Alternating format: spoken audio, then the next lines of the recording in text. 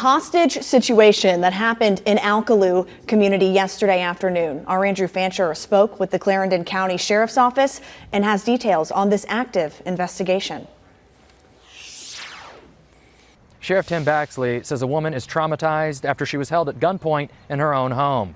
Now a suspect is hospitalized after a canine unit dragged him into custody. They did not know each other at all. This was just a random house he picked. The Clarendon County Sheriff's Office say they responded to calls of a break-in in the community of Alkaloo on Thursday. The suspect is Ronald Broadnax, who investigators say abandoned this stolen car off Green Church Road before barricading himself in a woman's home on Spinger Road. Officers tried approaching the house around 1 o'clock before the door slammed shut and the blinds were closed. So within just a few minutes, other deputies had arrived and they mobilized a 5-man entry team and they entered the house. So when they entered the house, they were clearing all areas of the house and they noticed that a room was closed at the back of the house. Broadnax was holding the homeowner hostage in her bedroom. For the next 4 hours, 911 dispatch was able to maintain contact with the hostage, while investigators say Broadnax fired off 2 pistols at random. Sheriff Baxley says 60 law enforcement officers across SLED and the CCSO remained on scene while hostage negotiations continued. One of his demands was that he wanted the cell phone.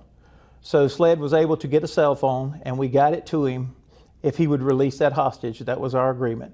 And he did. He let her go. She came through the window of that residence. Shortly thereafter, the victim's house was set on fire. In response, SLED deployed tear gas in an effort to remove Broadnax from the inside. But it was ultimately a SLED canine that removed the suspect, landing him in custody and in the hospital. You know, it's easy for people to sit back and criticize looking back about how long an incident like this takes to come to a resolution.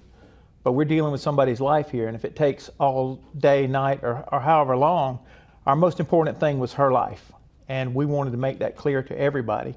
So whatever demands he was asking at the time, we certainly were wanting to try to do to make sure that we didn't do anything else to get him to change his mind, to go through with something that was just completely horrific.